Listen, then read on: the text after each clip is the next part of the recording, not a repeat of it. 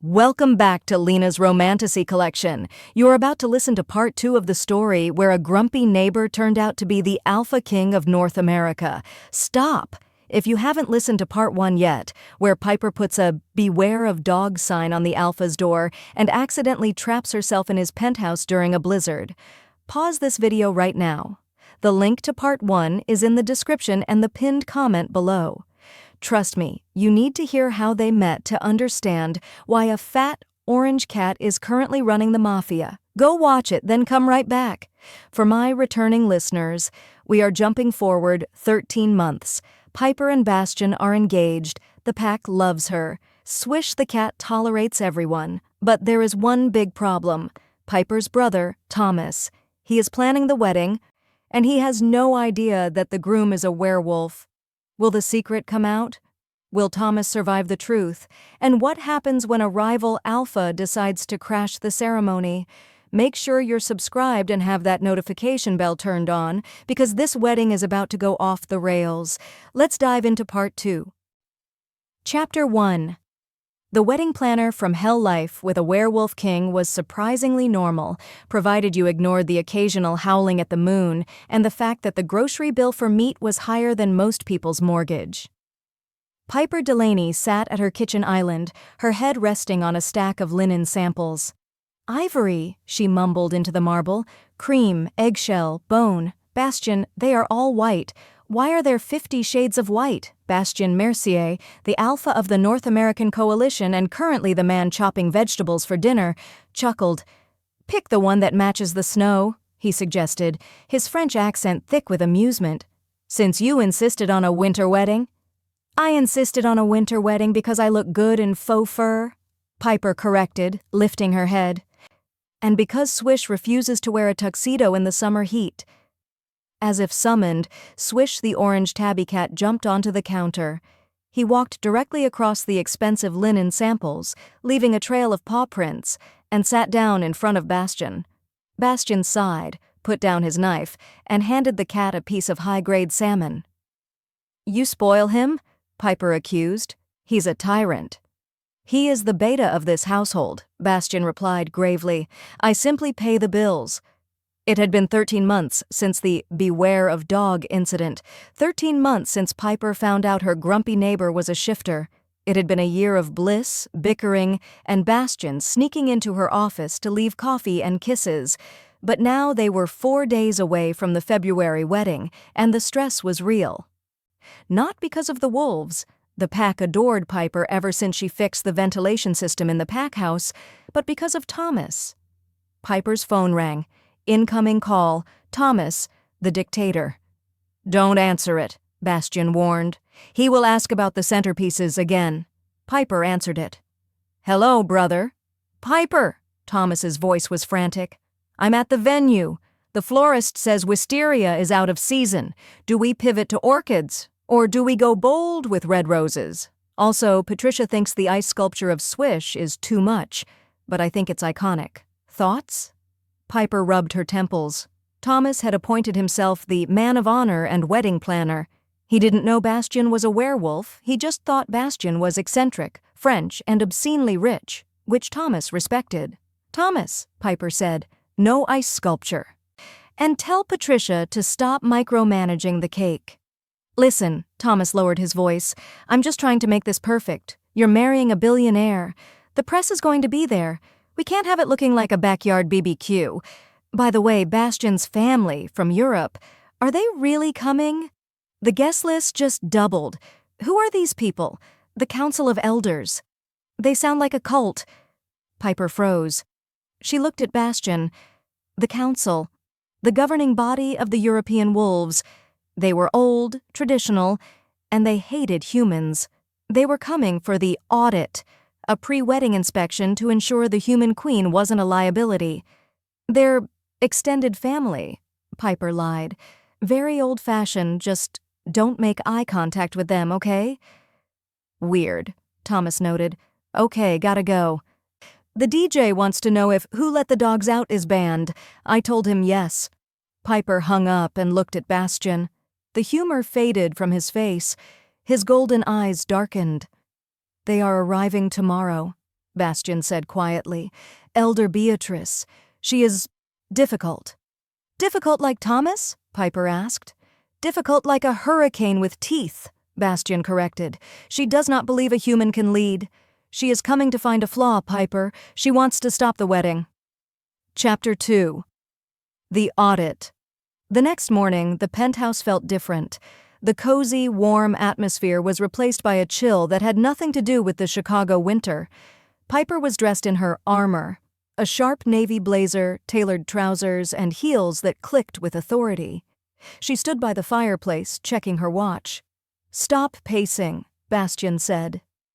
He was standing by the window, wearing a black suit. He looked every inch the king today, cold, distant, dangerous. But when he looked at her, his eyes softened. "You are the architect of Aurora Heights. You tame wild gardens. You handle your brother. You can handle Beatrice." "I handle plants, Bastien," Piper argued. "Plants don't have fangs. Does she bite?" "Only verbally," Bastien promised. "If she tries to bite physically, I will remove her head." The elevator chimed. "Here we go," Piper whispered. The doors slid open. 2 massive men in dark suits stepped out first. Enforcers. They sniffed the air, scanned the room, and then stepped aside. A woman walked out. Elder Beatrice did not look like a monster. She looked like a runway model who had aged gracefully into a terrifying matriarch. She had silver hair cut in a sharp bob, ice blue eyes, and was wearing a white coat that cost more than Piper's car. She walked into the living room, her gaze sweeping over the furniture, the view, and finally settling on Piper. She didn't smile. She didn't blink. "So," Beatrice said. Her voice was crisp, British, and utterly unimpressed. "This is the mate." "This is Piper," Bastien said, his voice dropping to that low, warning rumble. He moved to stand next to Piper, his hand resting possessively on the small of her back. "My queen." Beatrice raised a perfectly manicured eyebrow. She walked closer, circling Piper like she was inspecting a used car. "She is small," Beatrice noted. "Fragile. Can she run? Can she hunt? Can she bear strong pups?" "I can hear you," Piper said, cutting in. She channeled her inner site manager. "And for the record, I run a multi-million-dollar landscaping firm. I don't hunt, I order takeout. And my reproductive plans are none of your business." Bastien's lips twitched with a suppressed smile. Beatrice stopped. She looked Piper up and down, her nostrils flaring slightly as she scented the air. "She smells like vanilla and defiance," Beatrice sneered, "and cat." At that moment, Swish strolled into the room. Usually, Swish ignored strangers, but Swish, being an excellent judge of character, took one look at Beatrice, flattened his ears, and let out a hiss that sounded like a tea kettle exploding. "Get that vermin away from me!" Beatrice snapped, stepping back. "I am allergic to weakness."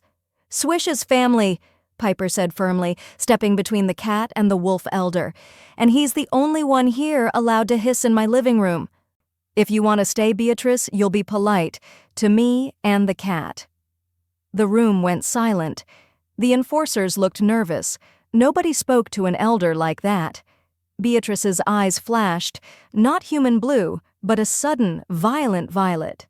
The wolf was surfacing. "You have spirit," Beatrice admitted coldly. "But spirit is not competence. The council has concerns. A human queen is a liability during a crisis. We are here to assess if you are worthy of the bond." "I don't need your assessment," Piper said, crossing her arms. "I have the ring." "The ring is metal," Beatrice countered. "The crown is blood. We shall see if you can keep it." Chapter 3. The Close Call. The tension in the penthouse was interrupted by the worst possible sound, the front door code being punched in. Beep, beep, beep, click. "Guess who found the perfect tablecloths?" Thomas shouted, kicking the door open. He waltzed in, carrying swaths of blue fabric, completely oblivious to the supernatural standoff taking place in the living room. Piper's stomach dropped. "Thomas, not now!" Thomas stopped. He blinked at the enforcers, who were twice his size, then shifted his gaze to Bastien, who was vibrating with suppressed aggression. Finally, he looked at Beatrice, who looked like she wanted to eat him. "Oh," Thomas said, blinking. "Is this the extended family?" "Yes," Piper said quickly, rushing over to him. "Thomas, this is Aunt Beatrice from London." "London!" Thomas beamed, stepping forward with his hand extended. "Charmed. I love the Brits. Do you know the Queen? Well, the King now, I guess." Beatrice stared at Thomas's hand as if it were covered in slime. "Who is this loud creature?" Beatrice asked Bastien, ignoring Thomas completely. "This is Piper's brother," Bastien ground out. "Thomas, he is leaving." "Nonsense," Thomas laughed. "I just got here. Beatrice, love the coat. Very Cruella de Vil chic. Listen, since you're family, you get a vote. Salmon or steak for the reception?" Piper wants vegan options, but I told her that's un-American. Beatrice turned her icy gaze to Thomas. "I prefer raw meat," she said deadpan. "Freshly killed, with the blood still warm." Thomas laughed nervously. "Ha! British humor. Dry. I like it." Beatrice took a step toward Thomas. She inhaled deeply, her eyes narrowing. "You smell of fear, little man? And cheap cologne." "It's Tom Ford." Thomas defended himself, offended. "Beatrice," Bastien warned, stepping between them. His voice held the alpha command, a resonance that made the glass windows rattle slightly. "Stand down." Thomas frowned, looking around. Did the floor just shake? Is the subway running under the building? "Construction," Piper lied, grabbing Thomas by the arm and dragging him toward the door. "Thomas, we are in a very important family meeting about inheritance taxes. It's boring. You need to go." "But the tablecloths," Thomas protested, resisting. "Piper, wait. Why are those two guys by the door looking at me like I'm a snack?" "Because they're hungry." Piper shoved him into the hallway. "Go get lunch. Goodbye." She slammed the door in his face and locked the deadbolt. She turned back to the room, exhaling a long breath. Beatrice was smiling. It wasn't a nice smile. "He does not know," Beatrice concluded. "You are marrying the Alpha King, and your own bloodline is ignorant of our existence. You live a double life. This is dangerous. Secrets make you weak." "Secrets keep him safe," Piper shot back. "We shall see," Beatrice said, smoothing her coat. "The audit begins tomorrow. We have a problem with the PAC's new territory expansion in the industrial district. The foundation is sinking. The wolves cannot fix it. If you are the architect, you will fix it. If you fail, the council will move to annul the union." Piper looked at Bastien. He looked ready to murder Beatrice, but he gave a slight nod. This was the test. "Fine," Piper said, lifting her chin. "Bring me the blueprints. I'll show you how a human fixes a wolf's mess." Chapter 4. The in-laws and the elder Piper was staring at the blueprints for the failing industrial district warehouse, trying to figure out why a building engineered for heavy machinery was sinking into the Chicago mud, when the doorbell rang. Not the polite chime of a guest, but the frantic, rapid-fire pressing of the button that could only mean one thing. Delaney DNA was at the door. "Please tell me that's the pizza delivery," Piper prayed, looking at Bastien.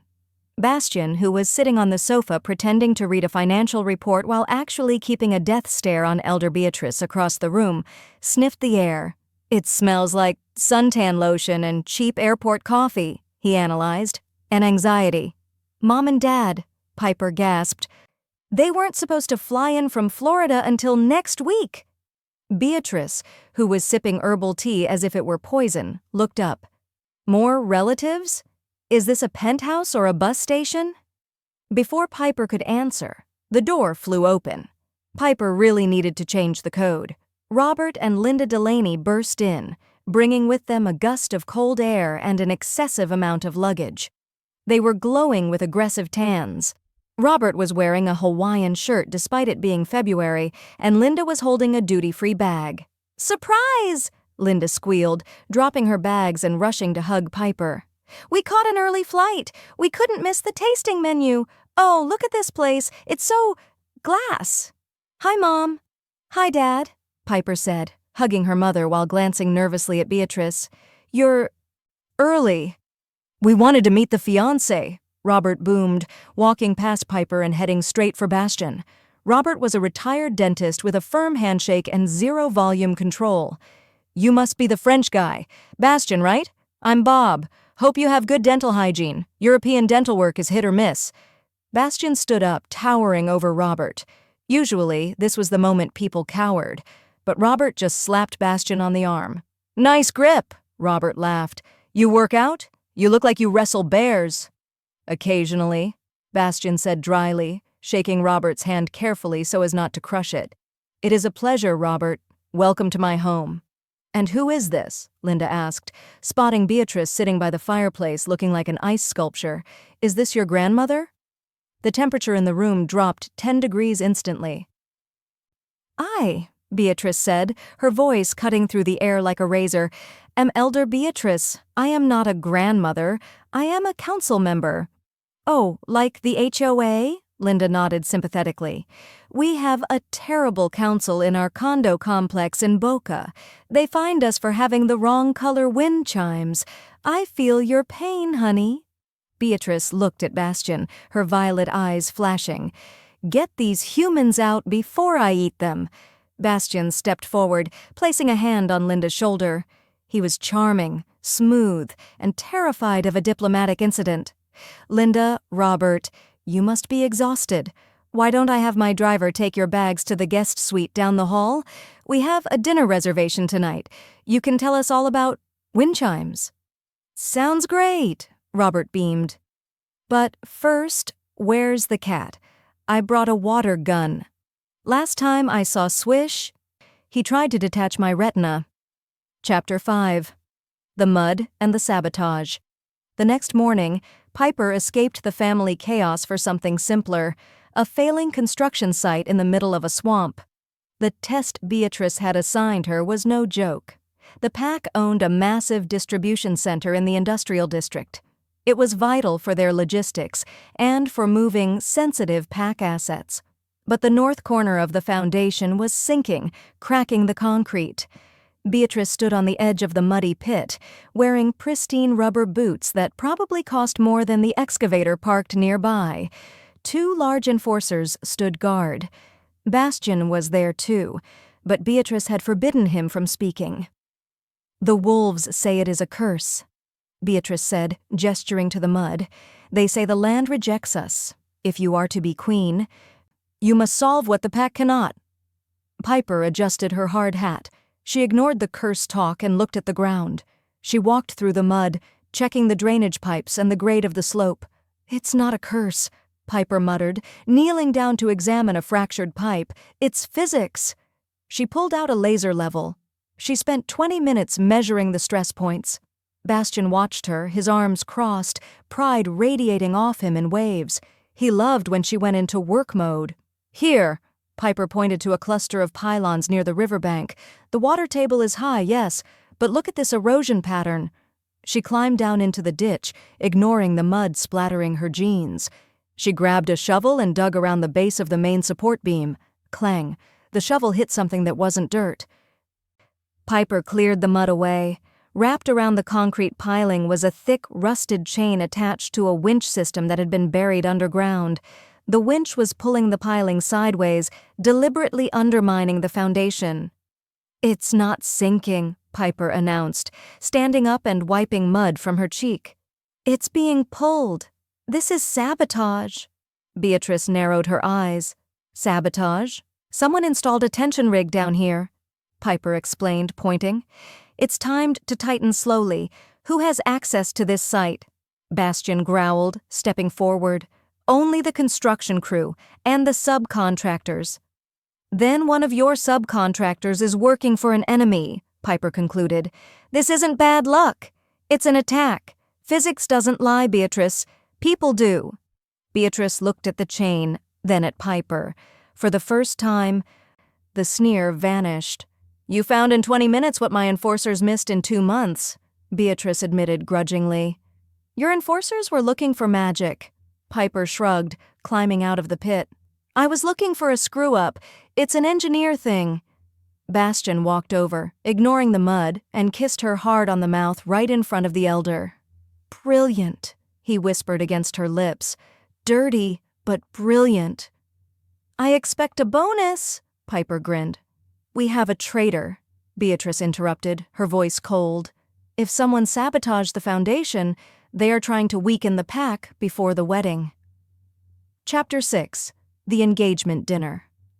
If the construction site was stressful, the engagement dinner was a war zone. Bastien had rented out the private room at Le Monde, a French steakhouse, to host the merging of families. At the table sat Piper, exhausted but triumphant, Bastien, on high alert, Thomas, drunk on expensive wine, Patricia, trying to network with Beatrice, Robert and Linda, loud and happy, elder Beatrice, looking like she wanted to execute everyone. "So, Beatrice," Robert said, waving a fork loaded with calamari, "what do you do in London? You retired, or just rich?" "I manage assets," Beatrice said tightly, cutting her steak. Her steak was extremely rare, blue rare. "Old money, Robert, we do not discuss it." "Gotcha," Robert winked. "Tax evasion, smart." Piper kicked her father under the table. "Dad, eat your squid." "This wedding is going to be huge," Thomas announced, refilling his glass. "I was telling Bastien we need a theme. I'm thinking Winter Wonderland meets Moulin Rouge. Classy, but with feathers." "There will be no feathers," Beatrice snapped. "It will be a traditional ceremony, moonlight, vows of blood, silence." "Sounds like a funeral," Linda noted cheerfully. "Piper, remember your cousin's goth wedding? It was like that, very depressing." Bastien placed his hand over Piper's on the table, squeezing gently. He could feel her tension. "The wedding will be what Piper wants," Bastien stated, his voice brooking no argument. "If she wants feathers, we will have feathers. If she wants silence, we will have silence." "I want everyone to survive the night," Piper muttered into her wineglass. Suddenly, the waiter approached the table with a new bottle of wine. As he leaned over to pour for Bastien, he slipped. The bottle shattered on the table. Red wine exploded everywhere, soaking Beatrice's pristine white coat. "You clumsy fool!" Beatrice roared. She stood up so fast her chair fell over. Her eyes flashed violet. A low, guttural growl ripped from her throat, loud enough that the entire restaurant went silent. Robert and Linda froze.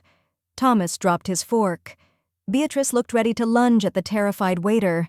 Her teeth seemed to look sharper in the candlelight. "Beatrice!" Piper yelled, slamming her hand on the table. It was the site manager voice, the voice she used to order crane operators around. Beatrice froze, looking at Piper. "Sit down," Piper commanded. "It was an accident, it's just wine. Bastien will buy you a new coat. Sit down." The tension in the room was suffocating. Thomas was staring at Beatrice with his mouth open. Did she just growl? Thomas whispered to Patricia. "Like a Doberman?" "She's British," Robert explained confidently to the table. "They get very angry about wine. It's a cultural thing." Beatrice stared at Piper. The human had dared to command an elder, but the human had also diffused the situation before Beatrice revealed her nature to the entire restaurant. Slowly, Beatrice sat down. She picked up her napkin and dabbed at the stain. "The wine is corked anyway," Beatrice muttered. Bastien looked at Piper with pure adoration. She had just command-healed an elder. "So," Linda clapped her hands, "who wants dessert?" Chapter 7. The Investigation. Thomas Delaney was annoying, loud and dramatic, but he wasn't stupid. He was a top-tier corporate lawyer who sniffed out lies for a living, and his sister was lying. Piper was sitting in her office at the landscaping firm, trying to focus on the floral arrangements for the aisle, when Thomas walked in. He shut the door, locked it, and pulled down the blinds. "Okay," Thomas said, spinning a chair around and sitting on it backward like a cop in a cheesy movie. "Spill it?" Piper didn't look up from her tablet. "Spill what? The hydrangeas? They're imported?" "Not the flowers, Piper. The fiancé and his Aunt Beatrice." Thomas leaned forward. His eyes narrowed. I did a background check on Bastien Mercier. On paper, he's clean. Too clean. He owns half the city, but there are no photos of him before 5 years ago. And Beatrice? She growled at a waiter. A literal, guttural animal growl. And then she ate a steak that was basically still mooing. Piper sighed, putting the tablet down. She's British, Thomas. They're eccentric. And Bastien is private. Private? Thomas laughed without humor. Piper, when the waiter dropped that bottle, Bastien didn't jump. He moved. He moved faster than I could blink. 1 second he was sitting, the next he was halfway across the table shielding you. That's not private. That's military or superhuman. Thomas lowered his voice. Is he in the mob? Is that why you have enforcers at the door? Is he a hitman? Because if he is, I need to know so I can structure your prenup differently. Piper rubbed her temples. The truth was so much weirder than the mob. He is not in the mob, Thomas. He's in security. High-level security. That's why he's intense. And the cat? Thomas pressed. Swish hates everyone. Swish hates me, and I bring him treats. But that cat treats Bastien like he's a god. Animals know things. Piper.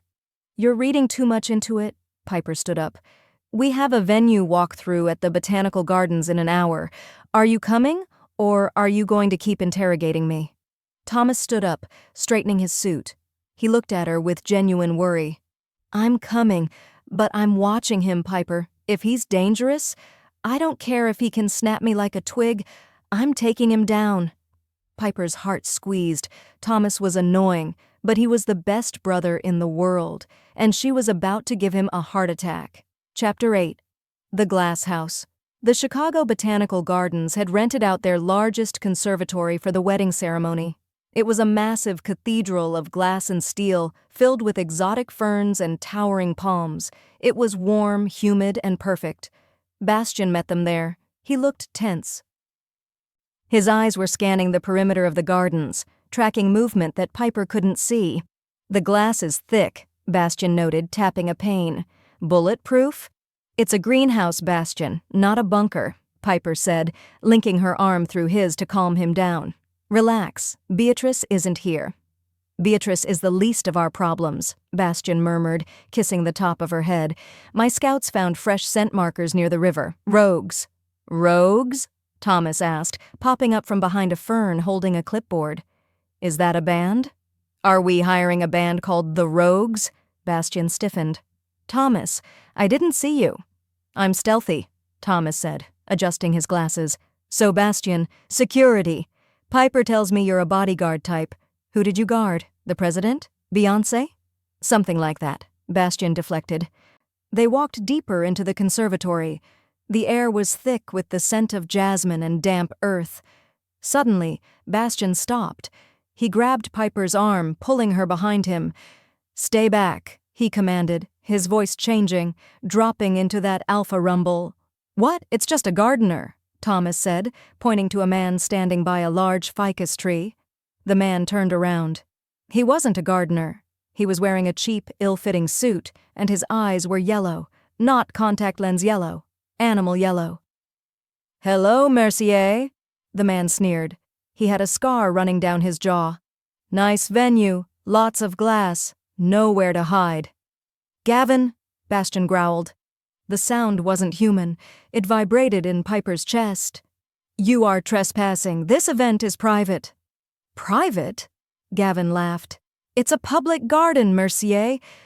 And I hear your claim to the city is weak. You're marrying a pet. He looked at Piper with hungry, predatory eyes. Thomas stepped forward, puffing out his chest. Hey, pal, watch your mouth. That's my sister you're talking to.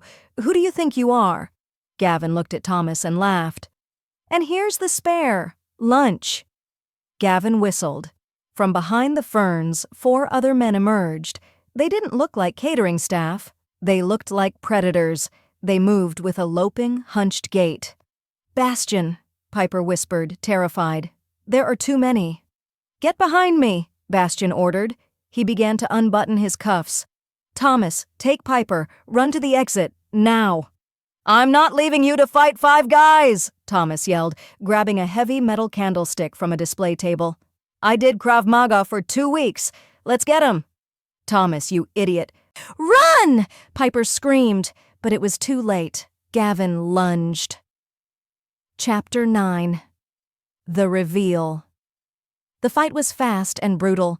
Gavin didn't fight like a man. He moved with supernatural speed, leaping over a bench to tackle Bastien. Bastien caught him in mid-air. He slammed Gavin onto the stone path with enough force to crack the pavers. "Thomas, go!" Bastien roared, throwing another attacker into a palm tree. Thomas stood frozen, clutching his candlestick. His brain couldn't process what he was seeing. These men were moving too fast. They were jumping too high. One of the rogues circled around and lunged for Piper. "No!" Thomas yelled, swinging his candlestick. He hit the rogue in the shoulder. It was like hitting a brick wall. The rogue barely flinched. He backhanded Thomas, sending him flying into a bed of tulips. Thomas groaned, his glasses flying off. "Thomas!" Piper screamed. The rogue grabbed Piper by the hair, dragging her back. "I got the bitch!" Bastien turned. He saw Thomas down. He saw Piper in the grip of the enemy. His controls snapped. "Mine!" Bastien roared. He didn't bother to undress. He didn't bother to hide it. Right there, in the middle of the botanical gardens, Bastien Mercier exploded. Thomas, squinting without his glasses, watched in horror. Bastien's back arched, his suit jacket shredded as massive muscles erupted underneath. Bones cracked with the sound of gunshots, his face elongated, his nose pushing out into a muzzle. In 3 seconds, the handsome French billionaire was gone. Standing in his place was a 7-foot-tall midnight black wolf with burning golden eyes. "Holy mother of—" Thomas whispered. The wolf roared, a sound that shattered the nearest glass pane. He launched himself across the garden. He hit the rogue holding Piper like a freight train, jaws snapping around the man's arm. The rogue screamed and dropped Piper. The wolf tossed the man 10 feet into a fountain. The other rogues froze. They were looking at the Alpha King in his full feral form. They scrambled, turning tail and running for the exits.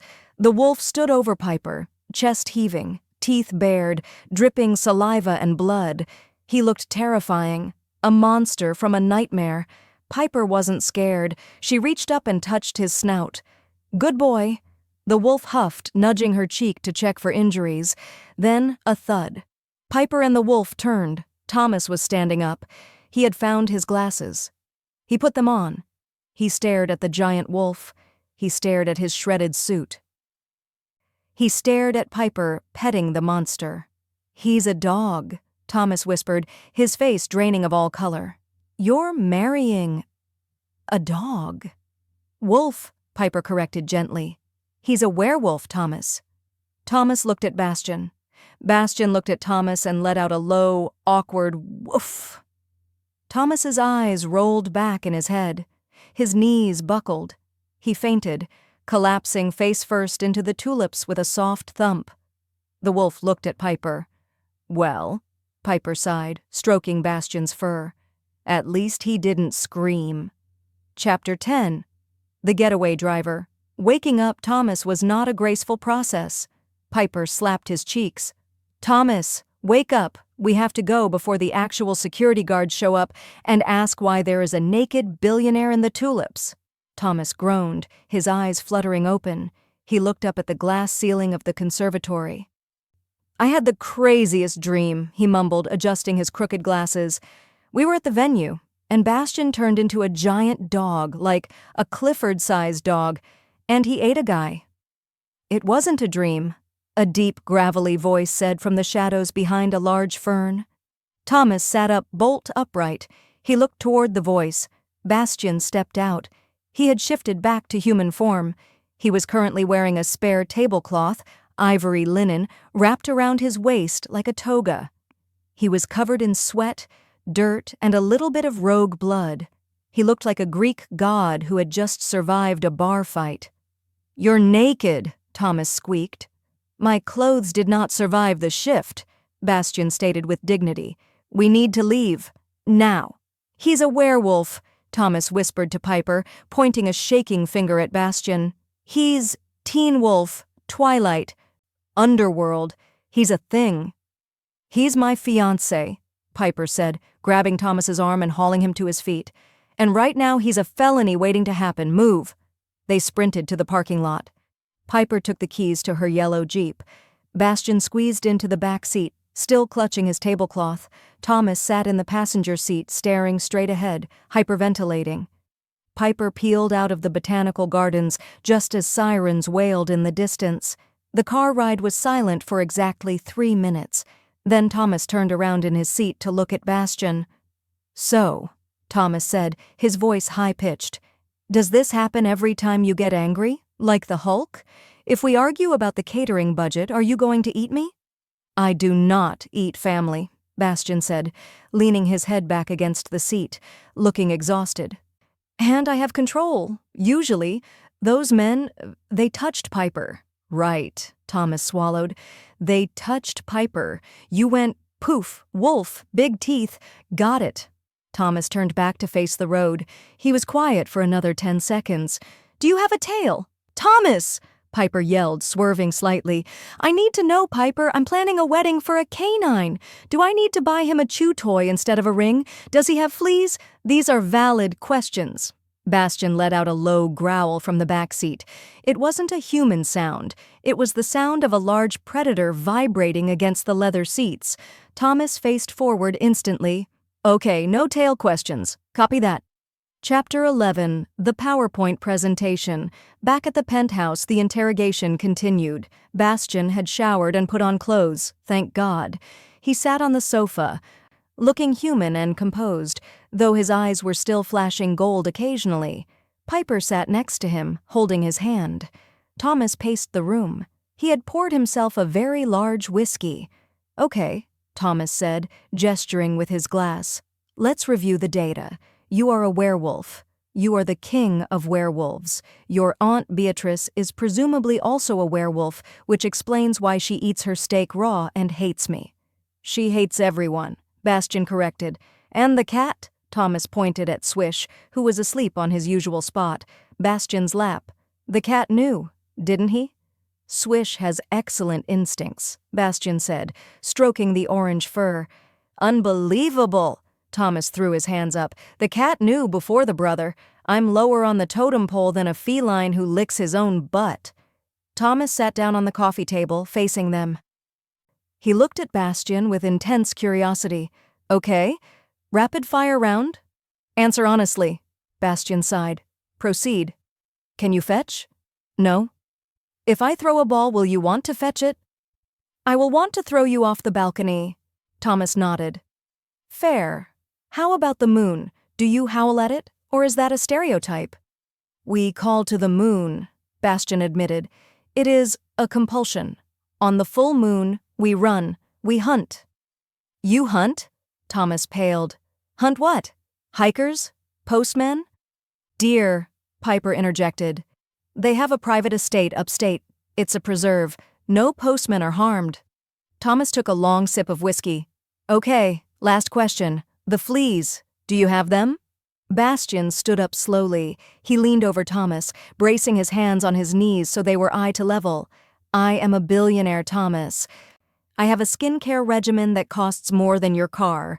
I do not have fleas." Thomas stared at him. Then a slow grin spread across his face. "This is awesome," Thomas whispered. "My brother-in-law is a superhero. We are going to destroy the wedding industry. Do you know how much money we can save on security? You are the security." Piper groaned. "Thomas, this isn't cool. It's dangerous. Those men at the garden, they were trying to kill us." The mood in the room shifted instantly. Thomas's grin vanished. He looked at the bruises forming on Piper's arm where the rogue had grabbed her. "Right," Thomas said, his voice dropping, becoming the serious lawyer again. "The guys with the yellow eyes. Who were they?" Chapter 12, The War Council. "They are rogues," Bastien explained, his face hardening. "Wolves who have been exiled from their packs for crimes, murder, madness. They have banded together under a leader named Gavin." "And they want you?" Thomas asked. They want my territory, Bastien said. And to get it, they think they can weaken me by targeting my vulnerabilities. He squeezed Piper's hand. Me, Piper said softly. They think because I'm human, I'm a weakness. Thomas stood up and walked to the window, looking out at the city. He was quiet for a long time. When he turned back, he didn't look like the goofy brother anymore. He looked like the shark who won million-dollar lawsuits. Okay, Thomas said, so we have a turf war, and they targeted Piper. He walked over to the desk and grabbed a notepad. I'm in, Thomas announced. In? Piper blinked. In where? You're going back to your condo and locking the door. No. Thomas shook his head. You kept this secret to protect me. But it didn't work. I'm involved now. And frankly, Piper, you're good at building stuff, and Bastien is good at punching stuff, but you guys are terrible at strategy. Thomas clicked his pen. Bastien, you can't kill them all in public. It draws too much attention. You need to trap them, legally or physically. I prefer physically, Bastien grumbled. We need to bait them, Thomas continued, writing furiously. They attacked at the venue because they knew you'd be there. They are watching us, so let's give them a show. What kind of show? Piper asked nervously. The wedding, Thomas said, looking up with a dangerous glint in his eyes. We don't cancel. We make it bigger. We make it the loudest, most public event of the year. We invite the press. We invite the mayor. We make it impossible for them to attack without exposing themselves to the world. And when they try to infiltrate, Bastien asked. Then, Thomas pointed his pen at Bastien, you take them down, quietly, in the back, while I keep the guests distracted with the chocolate fountain. Bastien looked at Thomas. He looked at the notepad. A slow smile spread across his face. You have a ruthless mind, Thomas, Bastien said approvingly. Perhaps there is wolf blood in you after all. Nope, Thomas tapped his temple. Just lawyer blood. It's much more toxic. Suddenly the elevator chimed. Elder Beatrice stepped out. She looked at Thomas, then at Bastien, then at the notepad. I smell fear, Beatrice announced, and cheap whiskey. It's a single malt. Beatrice, Thomas yelled, and pull up a chair. We're plotting a trap. And since you're the scary one, I need you to handle the guest list. Beatrice blinked. She looked at Bastien. Did the human just give me an order? He did, Bastien smirked, and it was a good one. Chapter 13. Hard Hats and High Stakes. The next day, Piper stood in the mud of the Industrial District warehouse again. This time, however, she had an entourage. I don't see why I have to wear the neon vest, Thomas complained, adjusting his hard hat. It clashes with my complexion. You wear the vest so the excavators don't run you over, Piper said, unrolling a massive blueprint on a portable table. And so the wolves know you're not a snack. Thomas zipped up the vest immediately. The situation was critical. Beatrice, standing nearby in a new, even more expensive coat, had informed them that the sinking foundation was freezing the pack's assets. If this warehouse collapsed, the council would freeze Bastien's accounts for mismanagement, effectively bankrupting the wedding and the war effort. The sabotage rig was clever, Piper explained to the crew of burly construction workers, all wolves. They weakened the north piling to pull the building toward the river, but we can use that. Use it? Beatrice asked, stepping over a puddle. Counterbalance, Piper pointed to the drawing. We don't fight the slide, we redirect it. We inject expanding polymer resin under the south slab to lift it, then we use rapid-set carbon fiber strapping to lock the north wall to the bedrock anchors. It's like giving the building a pair of high heels to stand on. It stabilizes the structure instantly. The foreman, a gruff wolf named Marcus, looked skeptical. Resin? We usually just pour more concrete. Concrete is heavy, Marcus, Piper said sharply. If you pour concrete on mud, it sinks faster. Do you want to fix the building or bury it? Marcus looked at Beatrice. Beatrice nodded. Listen to the human, Beatrice commanded. She speaks the language of stone. All right, Piper clapped her hands. Thomas, you're on clipboard duty. Track the resin levels. Marcus, fire up the injectors. Let's save this money pit. As the crew scrambled to work, Piper felt a shiver down her spine.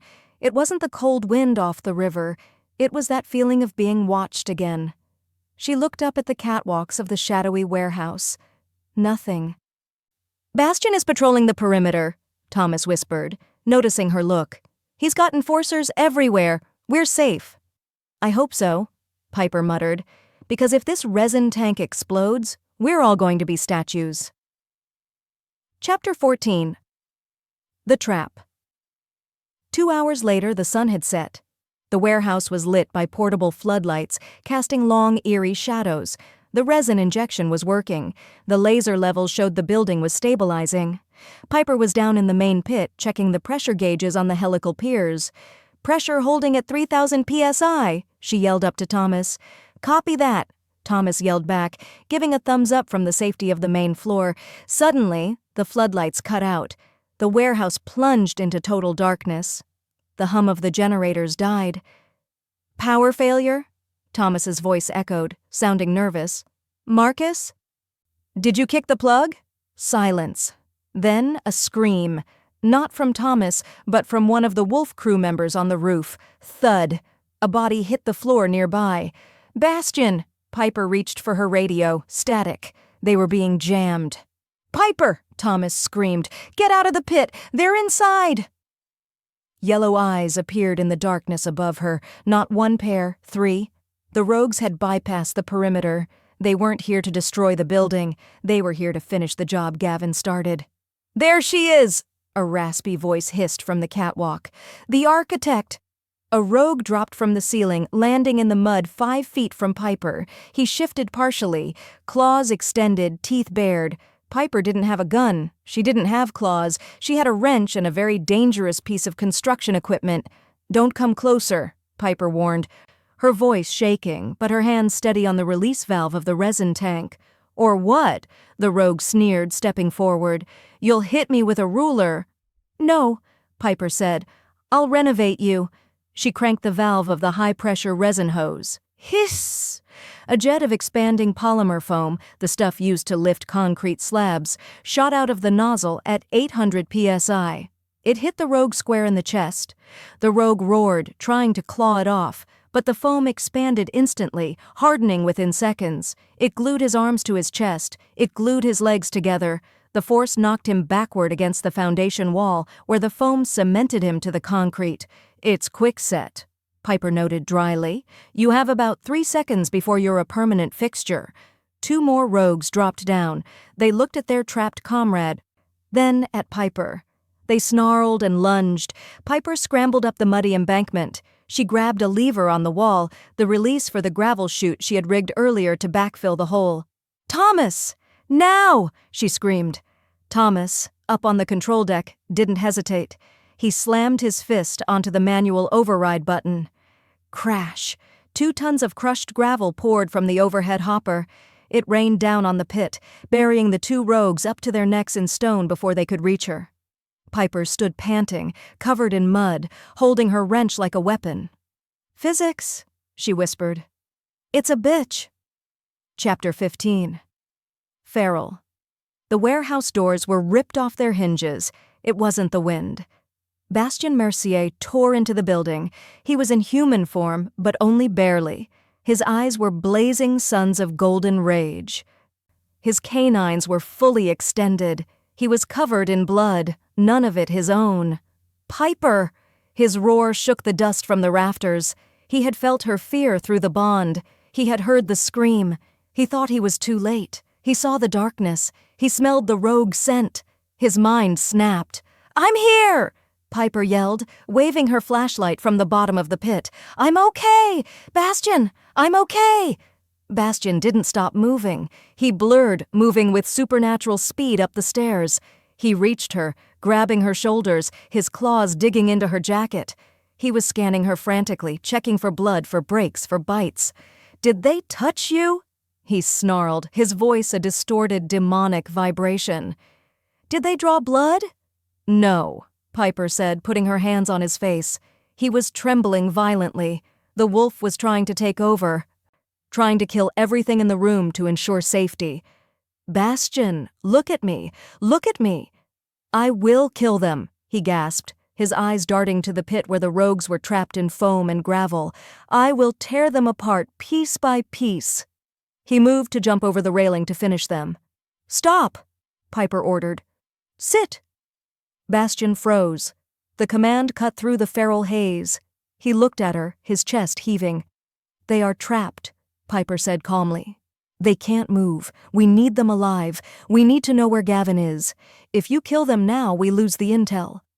Bastien fought it. Every instinct screamed destroy. But the architect was speaking logic. "They hunted you," he whispered, a tear of pure rage leaking from his eye. "I failed."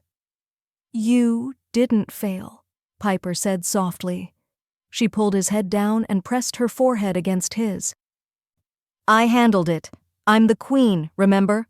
I protect my territory too." From the shadows near the entrance, Elder Beatrice stepped forward. She stepped over the shattered door, looking down into the pit at the rogues cemented to the wall like a modern art masterpiece. She looked up at Piper. There was no sneer, no judgment. "You trapped 3 fully shifted wolves," Beatrice observed coolly, "using foam and rocks. And a really big wrench," Thomas added, popping up from behind a crate, holding a tire iron. "I was back up." Beatrice looked at Piper. For the first time, she bowed her head, a slight, respectful tilt. "The structure is stable," Beatrice said. "And the enemies are neutralized. You passed the audit, Piper Delaney." Bastien wrapped his arms around Piper, burying his face in her neck, breathing in her scent to ground himself. "She passes," Bastien growled into her hair. "Now, we interrogate." Chapter 16. Good cop, bad cop, lawyer. The interrogation room was actually the walk-in freezer of the warehouse, which had been hastily converted into a holding cell. The rogue Piper had trapped in foam, whose name turned out to be Steve, was currently chipped out of the floor and zip-tied to a chair. Bastien paced in front of him. He had removed his jacket and rolled up his sleeves. The tattoos on his forearms seemed to move as his muscles flexed. He looked terrifying. "Where is Gavin?" Bastien asked. His voice was calm, which was infinitely scarier than shouting. "If you do not tell me, I will let the wolf take over, and he is very hungry," Steve the rogue sneered. "I'm not talking. You can't kill me. The council is watching." "It's against the treaty to execute prisoners without a trial." Bastien leaned in, his eyes flashing gold. "I am the king. I am the treaty." "Actually," a voice interrupted from the door, "technically, under Article 4, Section C of the Supernatural Bylaws, which I just skimmed on your iPad, he's right. Summary execution is a PR nightmare." Thomas walked in. He was holding a Starbucks cup and a briefcase. Steve looked confused. "Who is this? The accountant?" "I," Thomas said, setting his briefcase on a frozen crate of beef, "am Thomas Delaney, Esker's senior partner at Delaney and Associates, and I represent the prosecution." "Prosecution?" Steve blinked. "This is a pack war, not small claims court." "It's both," Thomas corrected. "See, Steve, while Bastien here wants to rip your throat out, which is messy, I want to sue you for trespassing. Attempted kidnapping, destruction of private property, and emotional distress caused to my sister." Thomas pulled a stack of papers out of his briefcase. "I've already filed emergency injunctions against your assets, Steve. Your bank accounts? Frozen pending investigation for fraud. Your landlord? I just emailed him photos of the illegal subletting you've been doing. And I flagged your credit cards as stolen. You are currently financially radioactive." Steve looked horrified. "You can't do that." "I just did," Thomas smirked. "Bastien will kill your body. I will kill your life. You'll survive, but you'll be homeless, broke, and unable to get a loan for a toaster."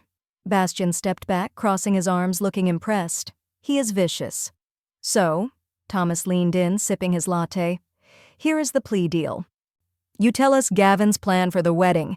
In exchange, I unfreeze your assets, and Bastien lets you run away to Canada. You have 10 seconds. Steve looked at the Alpha King's claws. Then he looked at the lawyer's smug grin. "The vows?" Steve broke. "Gavin is hitting the vows." Why the vows? Bastien growled. Because, Steve stammered, it's the Blood Moon Eclipse. The totality severs the connection to the wolf spirit for everyone, but specifically the king. During the binding ritual, you have to lower your mental shields to accept the mate. Combined with the eclipse, you'll be completely mortal for about 5 minutes. That's when Gavin plans to strike. Bastien went still. Thomas clicked his pen. See? Was that so hard? Canada is nice this time of year, Steve. Pack a sweater. Chapter 17. Weaponized Tool. With the intel secured, the wedding planning shifted from romantic celebration to tactical operation. Piper stood on the pedestal at Vera's bridal, staring at herself in the mirror.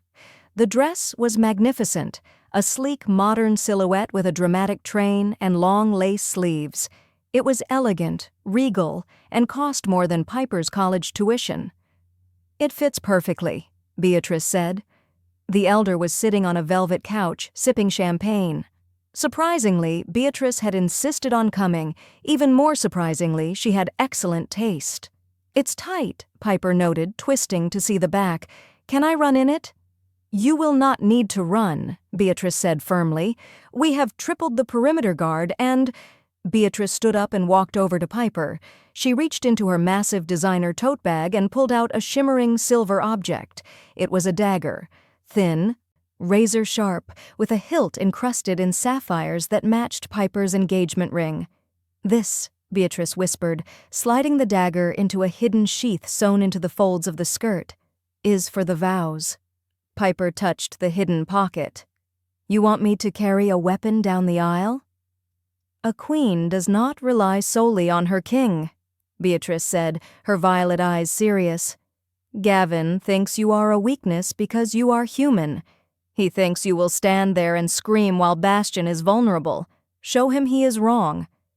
Piper looked at herself in the mirror. The dress didn't just look like a bridal gown anymore. It looked like armor. Okay, Piper nodded, a fierce look settling in her eyes. I'll wear the dagger, but if I trip and stab the priest, that's on you. Just then, the dressing room curtain twitched. Is it safe? Bastien's voice called out from the other side. I brought lunch. I was told seeing the dress is bad luck, so I am staring at the floor. Piper smiled. Come in, wolf boy, but keep your eyes closed. Bastien slipped in, holding a bag of burgers. He kept his eyes squeezed shut, looking ridiculous. I smell silk and danger, he noted. Beatrice just armed me, Piper said, taking a burger. I'm now a lethal bride. Bastien opened his eyes, just a slit, looking at her face, careful not to look down at the dress. You were always lethal, ma chérie, he murmured, reaching out to blindly stroke her cheek. Gavin is walking into a trap. He thinks he is hunting sheep. He does not realize he is walking into a den of lions. And a lawyer, Piper added, taking a bite of the burger. Don't forget the lawyer. Chapter 18. The Bachelor Party. The night before the wedding, Thomas decided to throw the ultimate bachelor party. Since Bastien couldn't go to a normal strip club, his hearing was too sensitive for the loud music, and he found the smell of cheap perfume offensive. Thomas rented out a private axe-throwing bar in the trendy West Loop. The guest list was eclectic. Thomas, man of honor; Robert, father of the bride; Bastien, groom king; Marcus, construction wolf foreman; 6 terrifying enforcers. Swish. The cat came in a carrier because Robert refused to leave him alone at the hotel. All right, boys, Thomas shouted, standing on a table with a beer. Rules are simple. We drink, we throw axes, we do not shift and eat the furniture. The enforcers grunted, chugging pitchers of beer like it was water. Bastien sat in a leather booth, looking bored but amused. He was sipping a very expensive scotch. Your brother has energy, Marcus grumbled, sitting next to Bastien. He tried to get me to do a shot ski with your father. He is celebrating, Bastien said. Let him have his fun. So Bastien. Robert stumbled over, holding an axe. I've been meaning to ask. The grandkids. Are they going to come out as puppies? Or babies? Do I need to buy a kennel or a crib? Bastien choked on his scotch. Robert, Bastien coughed. That is Biology we have not yet discussed, but I assure you they will be babies. Mostly. Mostly? Robert laughed, slapping Bastien on the back. I love this guy. Hey, Thomas, watch this. Robert threw the axe. It missed the target entirely and embedded itself in the dry wall 3 feet to the left. Nailed it! Thomas cheered. The night devolved into chaos. The wolves discovered they were naturally gifted at axe throwing. They started making bets. I bet you $50 I can hit the bullseye blindfolded, Marcus challenged Thomas. You're on, Thomas slurred. Marcus tied a napkin around his eyes. He tilted his head, listening to the hum of the air conditioning vent located directly above the target to orient himself. He threw the axe. Thunk. Perfect bullseye. That's cheating, Thomas yelled. You used your wolf radar. Skill issue, Marcus shrugged. By 2 a.m., the bar was a mess of wood chips and empty kegs. The wolves were howling along to Don't Stop Believin' on the jukebox. Robert was asleep in a booth with Swish curled up on his chest. Thomas sat next to Bastien. He was sobering up, looking at his future brother-in-law. Hey, Thomas said quietly. Tomorrow, the vows. I know, Bastien said, his gaze sharpening. You're going to be mortal, Thomas noted. For 5 minutes. That's a long time for a guy who has a lot of enemies. It is necessary, Bastien said. To share my life with Piper, I must bind my soul to hers. It requires balance. Well, Thomas reached into his jacket pocket. He pulled out a Glock 19. Bastien raised an eyebrow. Thomas? I got a permit, Thomas said, checking the safety. And I've been practicing at the range. You protect Piper every day. Tomorrow, for those 5 minutes, I got your back. Bastien looked at the gun, then at the scrawny, brave lawyer holding it. A fierce respect swelled in his chest. Thank you, brother, Bastien said, clinking his glass against Thomas's gun. We will make a good pack. Yeah, Thomas grinned. Just don't tell Mom I have a piece. She'll kill me. Chapter 19. Something borrowed, something blue, something sharp. The bridal suite at the Botanical Gardens was a flurry of hairspray, champagne, and panic. Linda Delaney was crying. She had been crying since 9 a.m. You look like a princess, Linda sobbed, dabbing at her mascara with a tissue. My baby girl, getting married to a handsome, wealthy security consultant. It's the American dream. Piper stood on the podium while a seamstress made final adjustments to the train. She felt less like a princess and more like a soldier suiting up for battle. Underneath the layers of silk and tulle, the sapphire-encrusted dagger Beatrice had given her was strapped securely to her thigh. Thanks, Mom, Piper smiled, checking the mirror. She looked calm, but her heart was hammering a frantic rhythm against her ribs. The door opened, and elder Beatrice swept in. She was wearing a floor-length gown of liquid silver that looked like armor. Out! Beatrice commanded the seamstress and the makeup artist. I need a moment with the bride. Linda sniffled. Oh, a family moment. That's sweet. I'll go check on your father. He's trying to teach the string quartet how to play Sweet Caroline. Linda bustled out, leaving Piper alone with the wolf elder. Beatrice didn't waste time on pleasantries. She locked the door and turned to Piper. The perimeter is secure, Beatrice reported, her voice low.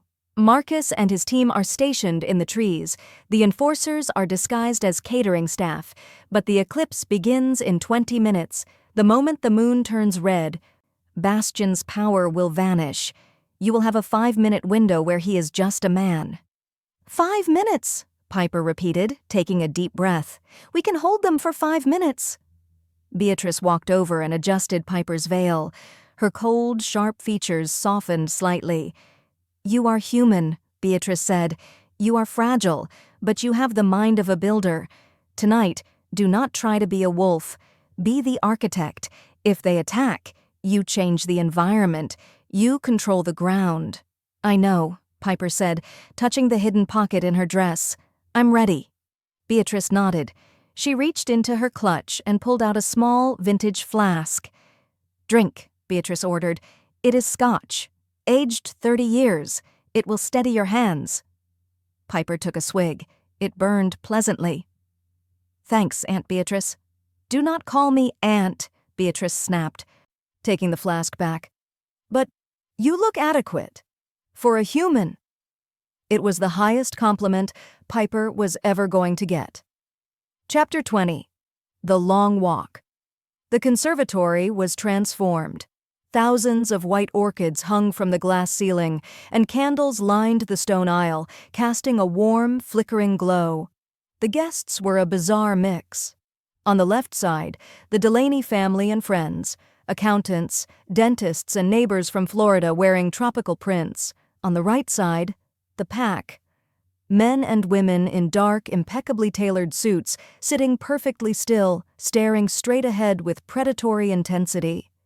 Thomas stood at the entrance, offering his arm to Piper. He looked pale. He kept patting the left side of his suit jacket where the Glock 19 was concealed. "You okay?" Piper whispered, gripping his arm. "Peachy," Thomas squeaked. "I'm just walking my sister down the aisle to marry a werewolf while hoping our trap actually works.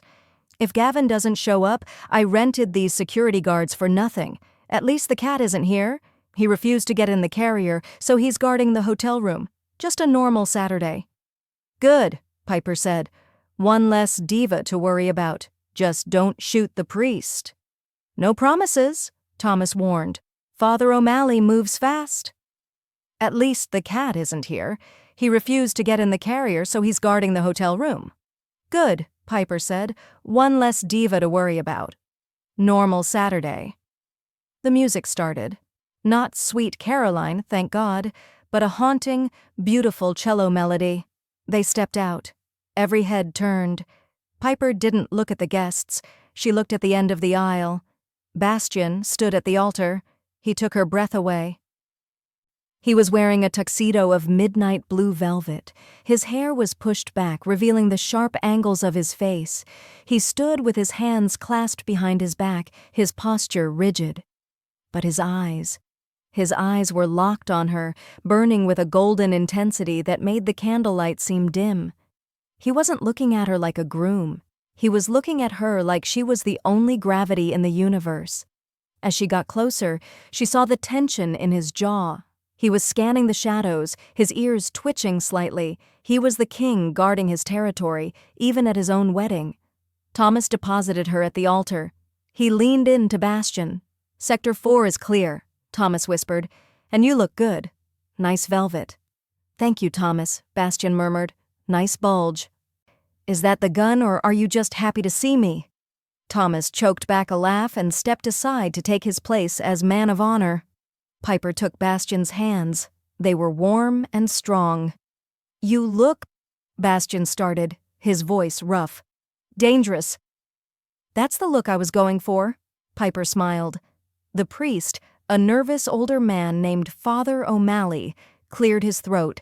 He looked at Bastien, then at the very large, scary guests in the front row. "Dearly beloved," the priest began, his voice wavering slightly, "we are gathered here today." Bastien suddenly stiffened. A low growl vibrated in his chest, audible only to Piper and the priest. Father O'Malley jumped. Is there a problem?" "Skip the sermon," Bastien commanded softly. "Get to the vows. The moon is turning." Chapter 21. The eclipse above the glass ceiling of the conservatory. The full white moon was beginning to dim. A shadow crept across its face, turning the light from silver to a rusty blood red. The Blood Moon Eclipse. A ripple of unease went through the right side of the aisle. The wolves shifted in their seats. The connection to the moon was being severed. Piper felt Bastien's hands tremble. "It is happening," he whispered. The gold in his eyes began to fade. The supernatural brightness dimmed, replaced by a warm, human whiskey brown. The heat radiating from his skin cooled. The overpowering aura of the Alpha King receded, leaving just a man. A mortal man. "Do it now," Bastien ordered the priest. "The binding." Father O'Malley fumbled with a silk cord. "Do you, Bastien Mercier, take this woman?" "Yes," Bastien cut him off. "I take her. I claim her. My blood is hers." He grabbed a small ceremonial knife from the altar table. Without hesitating, he sliced his palm. He held his hand out. Piper took the knife. She sliced her own palm. She didn't flinch. They clasped hands, mixing the blood. "I, Piper Delaney," she said, her voice steady in the silent garden. "Take you, Bastien. My blood is yours. Your pack is my pack." A strange sensation washed over her. It wasn't the electric jolt of the bond she was used to. It was quieter, deeper. It felt like an anchor dropping into the ocean floor. Bastien let out a breath, his shoulders slumping slightly. He was completely human now. No super strength, no healing, no claws. "It is done," he whispered, looking at their joined hands. "You are queen." Crash. The sound of breaking glass shattered the moment.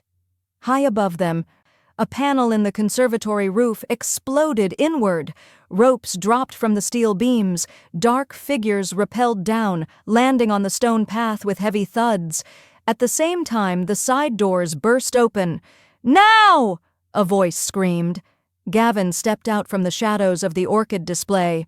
He wasn't shifted. He couldn't shift during the eclipse either, but he was holding an assault rifle. "Kill the king!" Gavin roared. "He's human! End the line!" the wedding guests screamed. Linda grabbed Robert and ducked under the pew, but the right side of the aisle, the pack, didn't scream. They stood up in unison, but without their powers, they were just men in suits against armed mercenaries. Bastien shoved Piper behind him. "Thomas, get her out!" "No!" Piper yelled, grabbing Bastien's arm. "We don't run!" She reached into the folds of her dress and ripped the sapphire dagger free. Thomas pulled the Glock 19 from his jacket. "Nobody shoots the groom on my watch." Gavin raised his rifle, aiming directly at Bastien's chest. "Say goodbye, Your Majesty. The totality lasts 5 minutes, plenty of time to bleed you out." Click. The lights in the conservatory went out. Total, pitch blackness. Piper grinned in the dark. "Welcome to my building," she whispered. Chapter 22. The Rainforest Protocol. The conservatory was pitch black, save for the chaotic strobing of muzzle flashes from Gavin's rifle. Bang, bang, bang. Bullets shattered the stone altar, sending chips of marble flying. "Everyone down!" Thomas screamed, diving over the pew to shield Piper's parents. Robert was trying to wield a cello like a baseball bat, and Linda was screaming into a napkin. Piper grabbed Bastien's hand in the dark. "Follow me," she whispered. 3 steps left. There's a retaining wall." "I cannot see," Bastien hissed, frustration bleeding into his voice. For the first time in years, he was blind in the dark. He was mortal. "Piper, get to the exit." "No," Piper said, pulling him behind a thick cluster of palms. "We don't leave. We irrigate." She reached into the dense foliage. She knew exactly where the manual override panel for the conservatory's climate control was. She had argued with the venue manager about its placement just yesterday. She found the manual bypass piping behind the ferns. She didn't look for a button, the power was out, but for the red iron wheel valve marked emergency flush. "Hold your breath," Piper warned. She gripped the cold metal wheel and cranked it hard to the left. Hiss! A deafening hiss filled the massive glass room. High-pressure misting nozzles in the ceiling, designed to water thousands of tropical plants simultaneously, activated at full blast. Thick, cold fog erupted from the rafters, filling the room in seconds. It mixed with the darkness to create a disorienting, suffocating cloud. "Cease fire," Gavin yelled from the altar. "I can't see a damn thing. The muzzle flashes are reflecting off the mist." The shooting stopped. The rogues were coughing, disoriented by the sudden blast of moisture and noise. "Brilliant," Bastien whispered in Piper's ear. He kissed her wet cheek. "Now stay here. I'm going to break some legs." "Be careful," she gripped his tuxedo jacket. "You don't heal right now." "I am still Bastien Mercier," he said, his voice cold and hard. "I do not need claws to kill a traitor." He vanished into the fog. Piper didn't stay put. She lifted her heavy, wet wedding dress and moved toward the sound of footsteps. She had a dagger, and she knew where the slippery moss patches were. It was time to weed the garden. Chapter 23. The lawyer with the Glock. Thomas Delaney wiped the condensation off his glasses, but it was useless. He was blind, wet, and holding a loaded gun in a room full of relatives. "Stay down, Mom," Thomas whispered, pushing Linda's head lower. "Is this part of the show?" Robert asked, clutching his cello.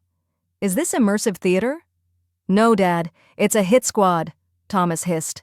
A shape loomed out of the fog, a rogue wearing tactical gear and holding a knife. Stepped over the pew. He spotted Thomas. "Well, look at this," the rogue sneered. "The spare." He lunged. Thomas didn't think. He didn't use Krav Maga. He just raised the Glock 19, squeezed the trigger, and screamed. Bang, bang, bang. The gun jerked violently in his hand. He fired 3 shots in a blind panic before he realized what he was doing and stopped. The bullets shattered the glass ceiling, but one lucky stray bullet hit the massive hanging clay pot of a giant Boston fern directly above the rogue's head. Crack! The chain snapped. 50 pounds of pottery, soil, and dense fern plummeted down and smashed onto the rogue's head with a sickening thud. The rogue collapsed instantly, buried under a pile of potting soil. Thomas stared at the gun, then at the unconscious man. "I meant to do that," Thomas announced to his parents. "Tactical environmental takedown." "That's my boy," Robert cheered. Nearby, the sounds of a brutal fistfight echoed. Bastien was engaging the enemy.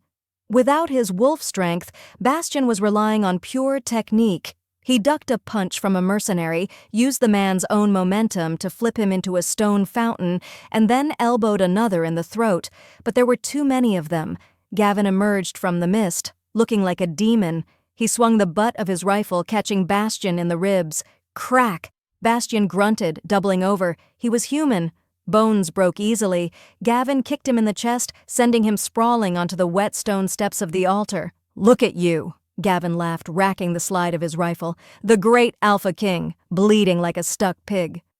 Gavin aimed the gun at Bastien's head. "Any last words?" "Your Majesty?" "Yeah," a female voice rang out. "Look behind you." Chapter 24. The Return of the King. Gavin spun around, trying to pierce the swirling fog. Piper scrambled off the altar and ran to the side pillar. She knew exactly where she was. She had designed the layout after all. Even in the mist, she knew where the temporary anchor line for the lighting rig was tied off. She held the sapphire-encrusted dagger in a reverse grip. She didn't attack Gavin. She attacked the tension rope secured to the pillar that held the massive crystal chandelier directly above the altar. She slashed the rope. Gavin looked up just in time to dive out of the way. The chandelier crashed onto the spot where he had been standing, exploding into 1,000,000 shards of crystal and glass. The distraction bought Bastien 3 seconds. He swept Gavin's legs, knocking him to the ground. They grappled in the glass shards. Gavin was stronger. He was a large man, and Bastien was injured. Gavin got his hands around Bastien's throat, squeezing. "Die, human!" Gavin screamed. Bastien gagged, clawing at Gavin's hands. His vision started to spot. He looked at Piper, who was scrambling down from the altar to help him. Then the light changed. Through the shattered roof panels, the rusty red hue of the eclipse began to slide away. A sliver of brilliant, pure white moonlight cut through the darkness. The 5 minutes were up. The change was instantaneous. 1 second, Bastien was choking, his face purple. The next, a shockwave of power exploded from his body. His eyes snapped open. They weren't brown. They were twin suns of molten gold. Roar! The sound wasn't a scream. It was a sonic boom. Bastien's hand shot up and grabbed Gavin's wrist. With a sickening crunch, he crushed the rogue's bones like dry twigs. "Ah!" Gavin shrieked, letting go. Bastien stood up. He didn't shift fully. He didn't need to. He was in the hybrid state, human form, but with the strength and speed of the wolf. His canines lengthened, his wounds knit together before Piper's eyes, the bruising on his ribs vanishing. He picked Gavin up by the throat with one hand, lifting the 200-pound man into the air as if he were a rag doll. "You wanted the king?" Bastien's voice was layered, a dual harmonic of man and beast. "Here I am." The mist in the room began to clear. The other rogues, seeing their leader dangling helplessly, froze. Bastien threw Gavin across the room. The rogue leader smashed into a stone pillar and slid down unconscious. Bastien turned to the remaining mercenaries. He tugged at his tuxedo cuffs, the fabric straining tight across his expanded forearms, the jacket seams splitting at the shoulders. "Run," Bastien whispered. They didn't need to be told twice. The mercenaries dropped their weapons and scrambled for the exits, terrified of the monster in the tuxedo. Bastien didn't chase them. He turned to Piper. He walked over to her, stepping over the broken glass. He took her face in his hands, his golden eyes scanning her frantically for injuries. "Are you whole?" he demanded, his voice trembling with adrenaline. "Tell me you are whole." "I'm fine," Piper breathed, dropping the dagger. "I dropped a chandelier on him." Bastien threw his head back and laughed, a wild, joyful sound. He pulled her into a crushing kiss, lifting her off her feet, spinning her around in the center of the wrecked conservatory. "That is my queen," he roared. "That is my mate." From behind a fern, Thomas stood up, wiping mud off his glasses. He looked at the unconscious bad guys, the shattered chandelier, and his sister kissing the werewolf. "Okay," Thomas said, holstering his gun. "Best wedding ever." Chapter 25. The NDA wedding. The adrenaline crash was real. The conservatory was silent, save for the dripping of the misting system and the groans of the mercenaries being zip-tied by Bastien's enforcers. "Okay," Thomas shouted, clapping his hands. He stood on a pew, muddy, glasses crooked, holding a stack of napkins. "Listen up, everyone! That concludes the immersive theater portion of the evening." The guests, Piper's family and friends, slowly peeked out from under the tables. "Theater?" Aunt Karen asked, clutching her pearls. "That man turned into a wolf, Thomas." "CGI," Thomas lied smoothly. "Holograms, very expensive. Elon Musk stuff. And the guys with the guns, blanks, Hollywood prop guns. We wanted to test your reflexes." Robert Delaney stood up, brushing potting soil off his tuxedo. He stared at the shattered chandelier, then gaped at the unconscious Gavin. "I knew it!" Robert beamed. "I told Linda, that wolf looks too real to be legitimate. Great special effects, Bastien, a little loud but very modern." Bastien, who had discarded his ruined, blood-soaked jacket and wiped his hands clean with a silk handkerchief, looked at Thomas. "Your brother," Bastien murmured to Piper, "is a pathological liar. I respect him immensely." "He's a lawyer," Piper said, leaning against Bastien, exhausted. "It's the same thing." Thomas hopped down from the pew. He walked over to the guests, pulling a stack of papers from his jacket pocket. "Now, as part of the exclusive experience, we need everyone to sign these non-disclosure agreements. It's for copyright reasons. Can't have you spoiling the show on Instagram." While Thomas bullied the relatives into signing legal documents, Elder Beatrice stepped over the wreckage of the altar. Her silver dress was wet, but she looked immaculate. She stopped in front of Gavin, who was being dragged away by two enforcers. "Wait," Beatrice commanded. She looked down at the rogue leader. "You attacked during a sacred rite. You targeted a human. And you were defeated by a sprinkler system and a lawyer with a flower pot." Beatrice let out a short, cold laugh. "Take him to the darkest cell we have," she ordered. "I will interrogate him personally on Monday. I have some aggression to work out." She turned to Piper. "You," Beatrice said, pointing a manicured finger. "Your dress is ruined." "I know," Piper shrugged, looking at the muddy, torn silk. "Good," Beatrice nodded. "A pristine dress means a boring bride. You fought well, architect. The council is satisfied." Chapter 26. Vows in the Ruins. By 10:12 p.m., the police had come and gone.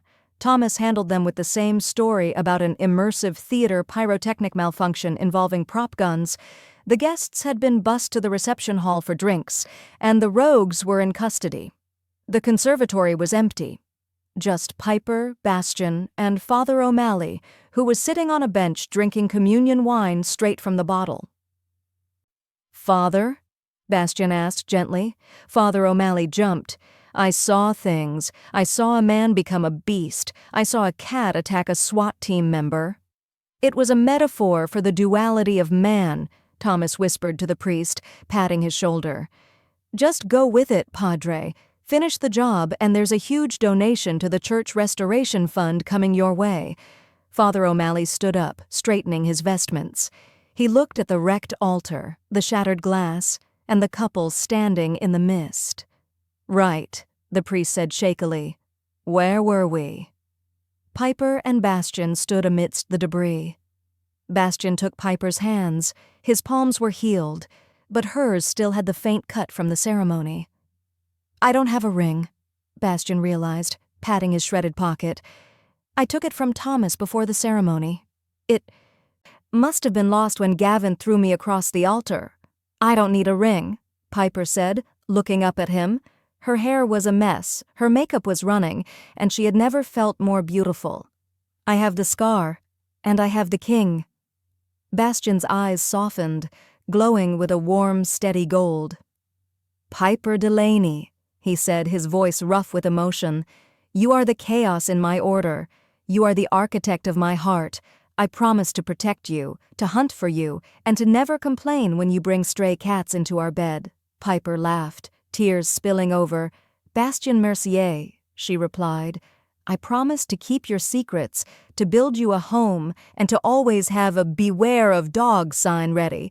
I love you, you giant furry idiot. By the power vested in me? Father O'Malley rushed, eyeing the shadows nervously, and by the state of Illinois. I pronounce you wolf and wife. You may kiss the bride. Please hurry. Bastien didn't hurry.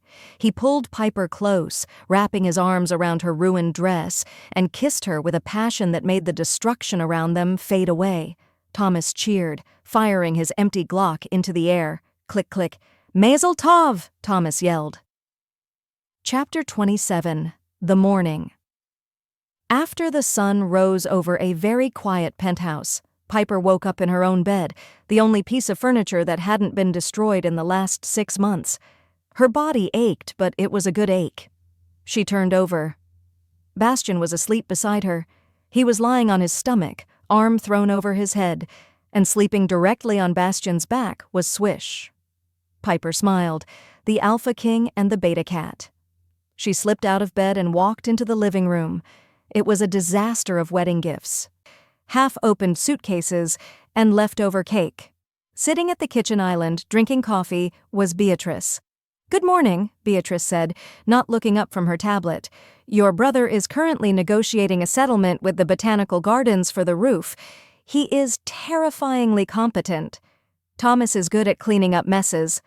Piper agreed, pouring herself a cup. Are you leaving? Beatrice finally looked up. She looked tired, but the harsh lines around her mouth had softened. The council returns to London today, Beatrice said. We have concluded the audit. She slid a heavy envelope across the counter. What is this? Piper asked. The deed, Beatrice said, to the land in the industrial district. The council has transferred ownership to you, personally. Piper's eyes widened. To me? You fixed the foundation, Beatrice shrugged. You saved the asset. It is yours to develop. Consider it a wedding gift from one alpha female to another. Piper stared at the elder. You called me an alpha. You command a king. Beatrice stood up, buttoning her coat. You command a lawyer, and you command that demon cat. If that is not an alpha, I do not know what is. Beatrice walked to the elevator. She paused at the doors. Do not get comfortable, Piper, Beatrice warned, though there was a glint of amusement in her eyes. Marriage is a battlefield, and raising pups, that is a war. The doors closed. Piper looked at the deed, then she looked at the bedroom door where her husband and cat were sleeping. War, she whispered, grinning. Bring it on. Thomas walked in the front door, looking disheveled but triumphant. Good news, Thomas announced. The venue isn't suing. I told them the roof collapse was a structural anomaly caused by climate change. Also, Mom and Dad are at the airport. They think Bastien is a magician. We're in the clear. You're amazing, Piper said. I know. Thomas grabbed a donut. Now, about the honeymoon, please tell me you're going somewhere without extradition treaties. I need a vacation from your vacation. We're going to the cabin, Piper said. Just us. No phones, no rogues. And the cat? Thomas asked. Piper smiled. Swish is coming. He needs a vacation too. He bit a mercenary. Chapter 28. The cabin in the woods. The cabin was not a cabin. Piper should have known better. When a billionaire alpha king says, I have a rustic retreat in the North Woods, he does not mean a log shack with a drafty chimney. Piper pulled her yellow Jeep up the winding, snow-covered driveway. The vehicle was packed to the brim with luggage, groceries, and a very unhappy cat in a carrier. Bastien, Piper said, staring out the windshield. That is not a cabin. That is a Bond villain's lair. The structure rose out of the snowy forest like a shard of obsidian.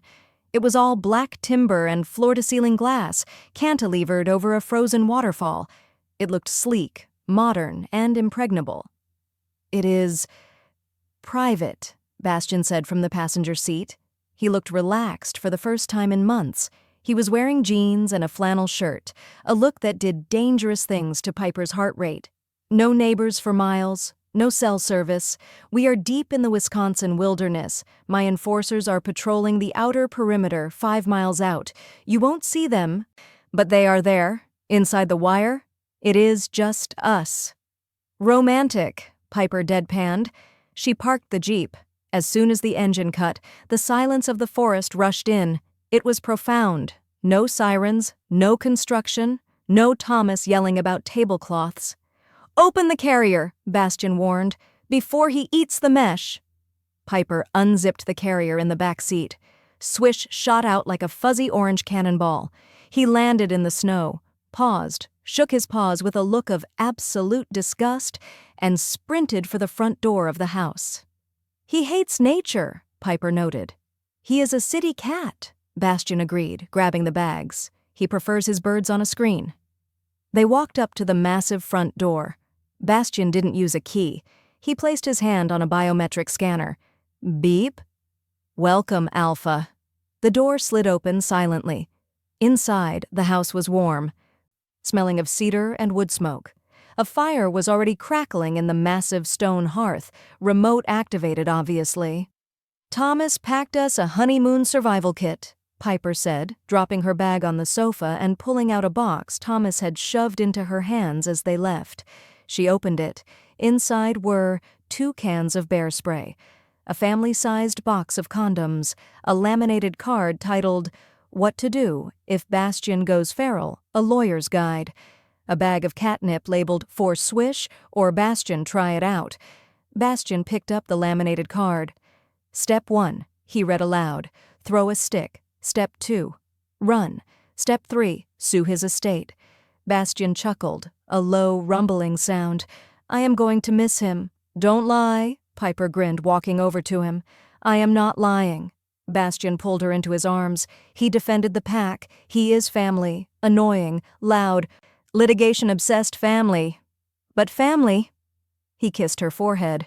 But I am glad he is 300 miles away. Chapter 29. Domestic Bliss and a Deer. The next 3 days were a blur of perfection.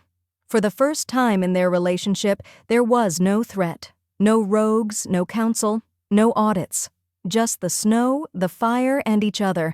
Bastien was different here. In the city, he was always scanning the room, always the king on duty. Here, he was just Bastien. He slept late. He walked around barefoot. He laughed more. On the 3rd afternoon, Piper was sitting on the rug by the fire, sketching designs for the new industrial district project. Bastien was outside on the deck, chopping wood. Piper paused to watch him through the glass. He wasn't using a log splitter. He was using an axe, swinging it with effortless, brutal grace. Every time the axe came down, the wood split with a satisfying crack. Focus, Piper, she scolded herself. You're a professional. Stop ogling the lumberjack. Suddenly, she heard a commotion outside. Yowl! It was Swish. Piper dropped her pencil and ran to the glass door. Outside, in the snow, a standoff was taking place. A massive buck, a large male who had miraculously not yet shed his winter rack, had wandered into the clearing, by the silence after Bastien stopped chopping. It stood frozen near the woodpile, ears twitching. Swish, who had evidently escaped through the microchip-activated pet flap, which Bastien had installed specifically for him, was stalking the deer. The cat was 20 pounds of orange fluff. The deer was 300 pounds of muscle. Swish wiggled his butt and pounced. He latched onto the deer's leg. The deer looked down, confused. It shook its leg gently. Swish flew off, landing in a snowbank. Undeterred, Swish hissed and prepared for round 2. "Oh my God!" Piper gasped, opening the door. "Swish is going to get trampled." But before she could yell, a blur of motion swept across the deck. Bastien dropped the axe. He didn't shift fully, but he moved with wolf speed. He vaulted over the railing, landing between the cat and the deer. He let out a low, warning growl at the buck. The deer's eyes went wide. It sniffed the alpha predator. It turned and bolted into the trees instantly. Bastien turned to Swish. The cat was shaking the snow off his fur, looking furious that his kill had been stolen. Bastien scooped the cat up with one hand. Swish didn't struggle. He just meowed complainingly. Bastien walked back to the deck, holding the cat like a football. "He has no survival instincts," Bastien announced, sliding the glass door open. "He tried to eat a buck, Piper, a buck." "He's ambitious," Piper laughed, taking the wet, shivering cat from him. "Like his father." Bastien froze. He looked at her, snowflakes melting in his dark hair. "His father?" Bastien asked softly. "Well," Piper shrugged, rubbing Swish with a towel. "You feed him. You protect him. You built him a house. I think that makes you Dad." Bastien looked at the cat. Then he looked at Piper. A slow, blindingly bright smile spread across his face. The kind of smile that made Piper want to marry him all over again. "Then he is grounded," Bastien declared. "No more hunting." Chapter 30. Beware of Family. On their last night at the cabin, the snowstorm cleared, leaving a sky full of stars so bright they looked fake. They lay in the massive bed, tangled in the sheets, staring out the skylight above them.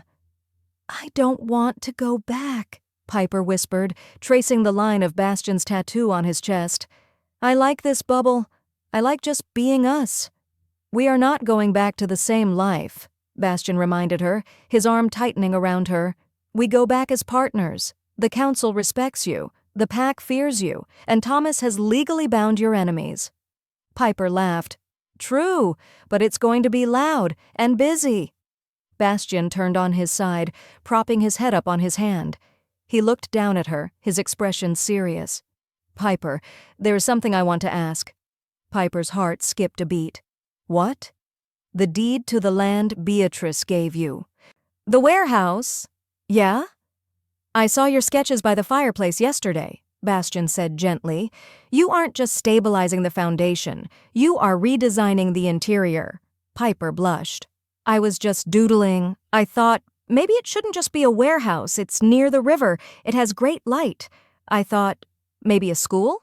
For the pups? A safe place, hidden inside the warehouse structure, and a community center for human spouses?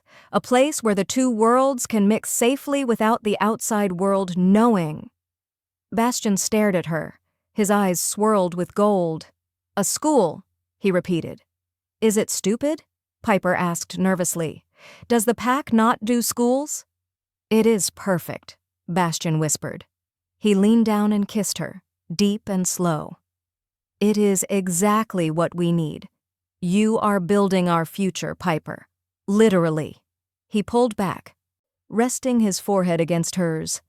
"We will build it together, and maybe, one day, our own pups will go there." Piper smiled, lacing her fingers with his. "Maybe, but they'll have to deal with Uncle Thomas teaching them how to sue people during recess." "We will risk it." Bastien grinned. Epilogue to the honeymoon. Before they left the next morning, Piper had one last task. She found a piece of wood in the shed and a can of black paint. Bastien watched her as he loaded the jeep. "What are you doing, ma femme?" "Home improvement," Piper said, finishing her masterpiece. She walked over to the massive, intimidating front door of the glass mansion. She nailed the piece of wood right next to the biometric scanner. It read, "Beware of dog," and the cat, and the lawyer. Bastien looked at the sign. He looked at the vast, snowy wilderness that was his territory.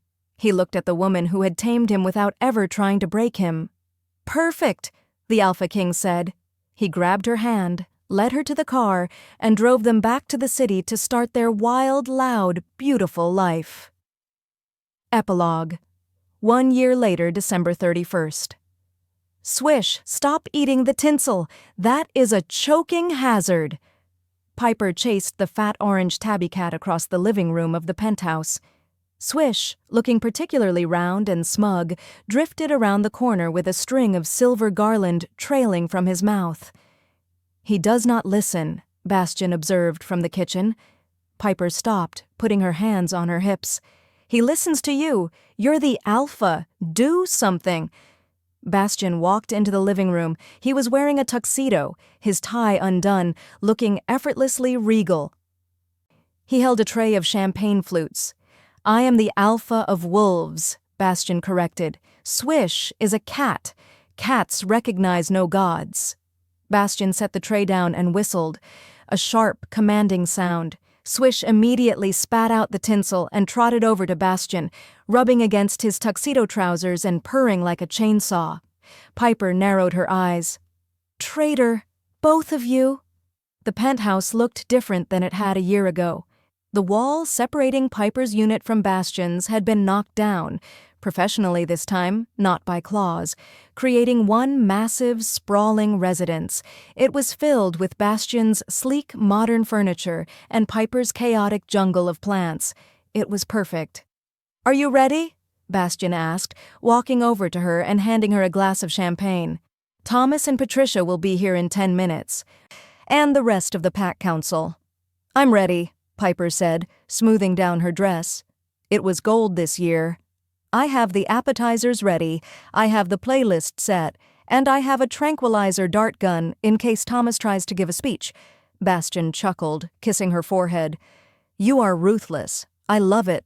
He looked at her, his eyes softening. He reached into his pocket and pulled out a small velvet box. "I know we agreed no gifts until midnight," he said, "but I am impatient." "Bastien," Piper warned, though she was smiling, "you already paid for the entire wedding." "Open it." Piper opened the box. Inside was a delicate silver bracelet. The charm was a tiny, intricate wolf, and riding on the wolf's back was a tiny, diamond-encrusted cat. Piper laughed, tears springing to her eyes. "It's hideous. I love it." "It represents our pack," Bastien said seriously, clasping it around her wrist. "Strange, chaotic, perfect." Ding. The elevator chimed. "They're here!" Thomas's voice boomed from the foyer. "And I brought fireworks! Don't tell the fire marshal!" Piper groaned. "I'm going to kill him!" "No," Bastien said, grabbing her hand and pulling her close. "Let him in. It is New Year's Eve, and we have plenty of beware of dog signs if he gets out of line." Piper looked at her husband, the king of the wolves, the love of her life, and the only man brave enough to let her cat slap him. "Ready?" he asked. Piper squeezed his hand. "Ready. Let the wild rumpus start." She turned to face the door, ready to welcome the chaos, knowing that no matter what the new year brought, she wasn't facing it alone. The end.